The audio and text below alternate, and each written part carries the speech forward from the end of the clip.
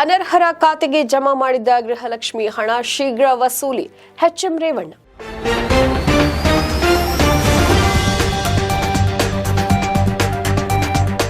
ಸುದ್ದಿಗಾರ ಈಗ ನಿಮ್ಮ ಕೇಬಲ್ ನೆಟ್ವರ್ಕ್ನಲ್ಲಿ. ಗೃಹಲಕ್ಷ್ಮಿ ಯೋಜನೆಯ ಹಣ ಮೃತರು ಸೇರಿದಂತೆ ಅನರ್ಹ ಫಲಾನುಭವಿಗಳ ಖಾತೆಗೆ 116 ಕೋಟಿ ಜಮಾ ಆಗಿರುವುದು ನಿಜ. ಅರ್ಹರನ್ನು ಗುರುತಿಸಿ ಈಗಾಗಲೇ 15 ಕೋಟಿ ವಸೂಲಿಯನ್ನ ಮಾಡಲಾಗಿದೆ. ಉಳಿದ 101 ಕೋಟಿ ಹಣವನ್ನ ಕೂಡ ವಸೂಲಿ ಮಾಡಲಾಗುವುದು ಅಂತ ರಾಜ್ಯ ಗ್ಯಾರಂಟಿ ಯೋಜನೆಗಳ ಅನುಷ್ಠಾನ ಸಮಿತಿ ಅಧ್ಯಕ್ಷ ಎಚ್ಎಂ ರೇವಣ್ಣ ಹೇಳಿದರು. ಹಣ ದುರ್ಬಳಕೆಯಾಗಿಲ್ಲ, ಮೃತರ ಬ್ಯಾಂಕ್ ಖಾತೆಯಲ್ಲಿ ಠೇವಣಿ ರೂಪದಲ್ಲಿ ಇದೆ. ಅದನ್ನು ಮರಳಿ ಪಡೆಯುವ ದಿಸೆಯಲ್ಲಿ ಉನ್ನತ ಮಟ್ಟದ ಅಧಿಕಾರಿಗಳು ಬ್ಯಾಂಕ್ ಅಧಿಕಾರಿಗಳೊಂದಿಗೆ ಸಭೆಯನ್ನ ನಡೆಸಿದ್ದಾರೆ ಅಂತ ನಗರದಲ್ಲಿ ಶುಕ್ರವಾರ ಮಾಧ್ಯಮಗೋಷ್ಠಿಯಲ್ಲಿ ತಿಳಿಸಿದರು. ಮೃತರ ಖಾತೆಯಲ್ಲಿನ ಹಣವನ್ನು ಡೆಬಿಟ್ ಕಾರ್ಡ್ ಬಳಸಿ ಹಿಂಪಡೆದಿರಬಹುದು. ಅದರ ಪ್ರಮಾಣ 10% ಇರಲಿಕ್ಕಿಲ್ಲ. ಗಡಿ ಜಿಲ್ಲೆಗಳಲ್ಲಿ ಇರುವ ಬ್ಯಾಂಕ್ ಆಫ್ ಮಹಾರಾಷ್ಟ್ರ ಹಾಗೂ ಕೇರಳ ಬ್ಯಾಂಕ್ಗಳು ನೇರವಾಗಿ ಸರ್ಕಾರದ ಅಧೀನಕ್ಕೆ ಬರೋದಿಲ್ಲ. ಹೀಗಾಗಿ ಈ ಬ್ಯಾಂಕ್ಗಳ ಅಧಿಕಾರಿಗಳೊಂದಿಗೂ ಮಾತುಕತೆ ನಡೆಸಿದೆ ಅಂತ ಹೇಳಿದ್ರು. ತಂತ್ರಜ್ಞಾನ ಬಳಸಿ ದೊಡ್ಡ ಮಟ್ಟದ ಯೋಜನೆಗಳ ಅನುಷ್ಠಾನಗೊಳಿಸುವಾಗ ಕೆಲ ಲೋಪಗಳು ಕಂಡುಬರುವುದು ಸಹಜ. ಲೋಪವನ್ನ ಸರಿಪಡಿಸಲು ಸ್ವಲ್ಪ ಸಮಯ ಬೇಕಾಗಲಿದೆ.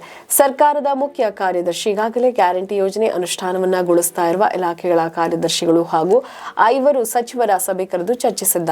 ಗೃಹಲಕ್ಷ್ಮಿ ಹಣವನ್ನು ಫಲಾನುಭವಿಗಳ ಬ್ಯಾಂಕ್ ಖಾತೆಗೆ ಡಿಪಿಟಿ ಮೂಲಕ ಜಮಾ ಮಾಡುವ ಪ್ರಕ್ರಿಯೆ ಮುಂದುವರಿಯಲಿದೆ.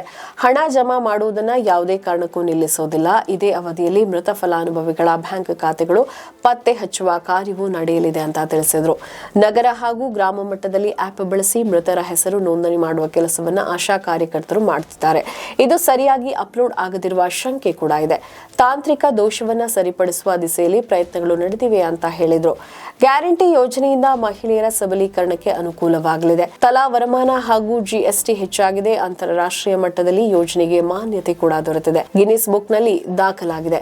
ಗ್ಯಾರಂಟಿ ಯೋಜನೆಯನ್ನ ಜಾರಿಗೊಳಿಸಿದರೆ ರಾಜ್ಯ ಆರ್ಥಿಕವಾಗಿ ದಿವಾಳಿಯಾಗಲಿದೆ ಅಂತ ಚುನಾವಣೆ ಪೂರ್ವದಲ್ಲಿ ಕಟುವಾಗಿ ಟೀಕಿಸ್ತಾ ಇದ್ದ ಬಿಜೆಪಿ ಅಧಿಕಾರದ ಚುಕ್ಕಾಣಿ ಹಿಡಿದಿರುವ ತನ್ನ ರಾಜ್ಯಗಳಲ್ಲಿ ಗ್ಯಾರಂಟಿ ಅನುಷ್ಠಾನಗೊಳಿಸುತ್ತದೆ ಅಂತ ಕೂಡ ತಿಳಿಸಿದ್ರು. ನಮ್ಮ ಈ ವಿಡಿಯೋ ನಿಮಗೆ ಇಷ್ಟ ಆದಲ್ಲಿ ಲೈಕ್ ಮಾಡಿ, ಶೇರ್ ಮಾಡಿ, ಕಮೆಂಟ್ ಮಾಡಿ ಮತ್ತೆ ಸಬ್ಸ್ಕ್ರೈಬ್ ಮಾಡಿ.